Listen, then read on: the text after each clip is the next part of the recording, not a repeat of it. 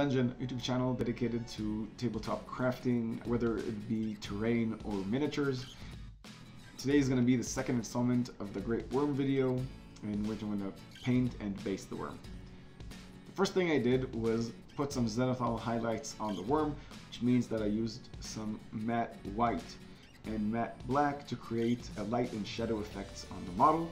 This is pretty easily done by taking the matte white and spraying the uppermost part of the worm, or the parts that are in the light, and then taking the matte black and spray painting the bits that were not, and this creates a very strong contrast between the lit and the shadowed bits of the worm. When the base coat was done, it was time to start painting the worm, and the first color I put in was the purple, using it on all over the fleshy bits, which means lower abdomen of the worm, the fleshy bits between the jaws of the worm, and the maw itself. It's important to put colors that go between scales or between the jaws before painting the outermost parts of the jaws. That way you can be a little bit less careful with how you paint and still get away with it, because you're going to put more and more coats of paint over the parts that obscure the fleshy bits later. When I was done with the purple, it was time to take some brown shades and go over the scales.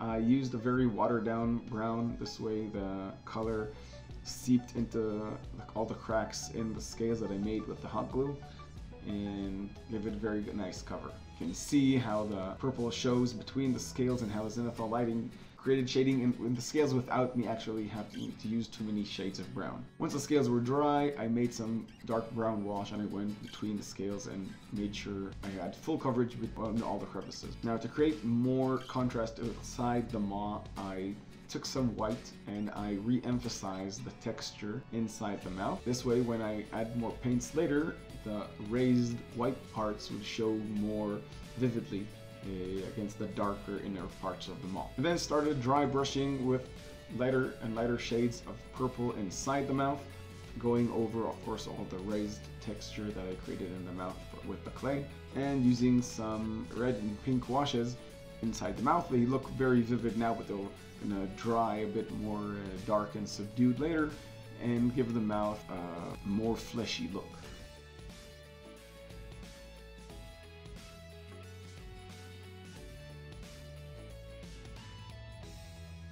I let the maw rest and dry for a bit and went back to work on the scales, using some brighter yellows to highlight the scales, being careful not to get eaten by the worm as I do this. Also using some greens to edge some of the larger scales, giving them a little bit more definition. While the scales were drying, I painted all the teeth white and aged them with a bit of brown wash, simply applying the wash to the base of each tooth and letting it dry there. This gives the teeth a much more organic look. The worm obviously doesn't brush its teeth every day. It doesn't have pearly white teeth. It has more rugged looking teeth.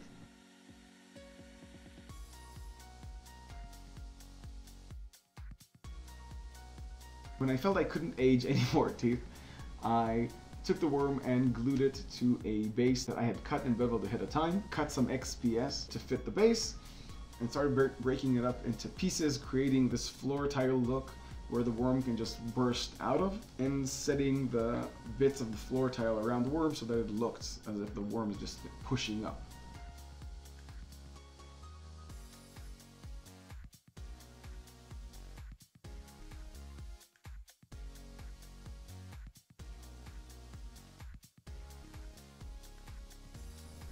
When I was satisfied with its look, I took some of these pebbles, put them around, then spread sand and small bits of gravel around it to make it seem as if the worms pushed through the ground, just spilt a lot of dirt around.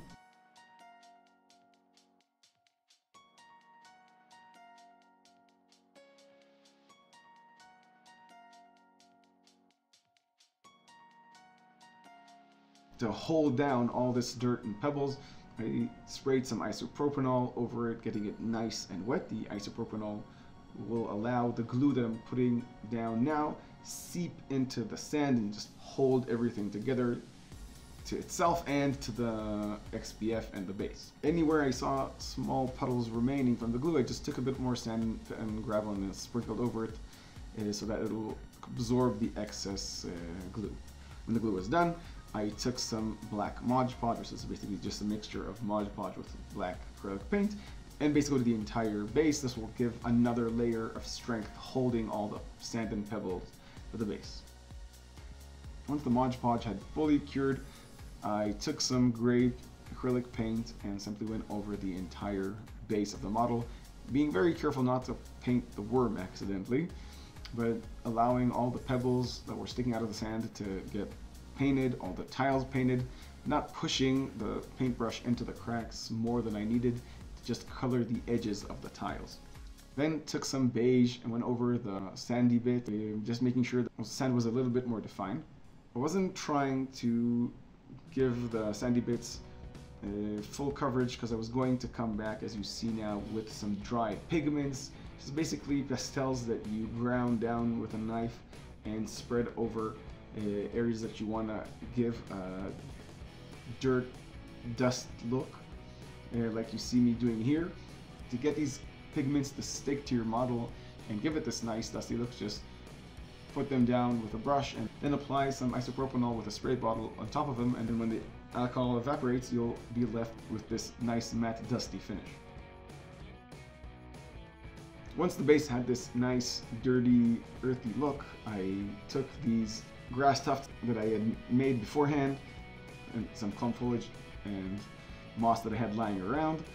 I went crazy over the base, just gluing foliage and plants everywhere. Now, if you want to know how I made the saliva effect that you see dripping down the tentacles of the worm, just click on the link.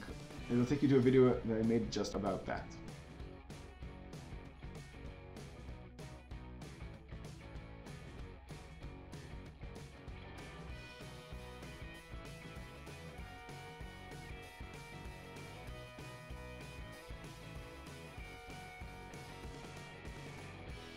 To add some more variation to the base, I took some of these sage branches, I broke them apart and I put them as small logs on the base, using some of the foliage and moss to just like unify them into the base, having some of the plants growing on top of them and covering up parts of them. I find this is a really important thing because you don't want to put just sticks on top of your base and not have anything growing on top of them. That just makes them seem disconnected from everything. I also thought that having some nice skeletons and leftover armor from previous encounters in this area will give the base a bit more history, as if this isn't the first time people have come to this place to fight the worm, or these are people who died in the first attack of the worm in this area. I thought also will give the characters something to interact with maybe when they get there. Maybe there's something special about the armor and weapons that are left here. And that's it. I want to say thank you very much to my Patreons, Maria, Noah, Maya, and Uziel, that support my work. If you enjoyed this content, please like, share, and subscribe, and consider supporting me on Patreon if you really enjoy my work. And that's it for now. I'll see you guys on the next video. Bye!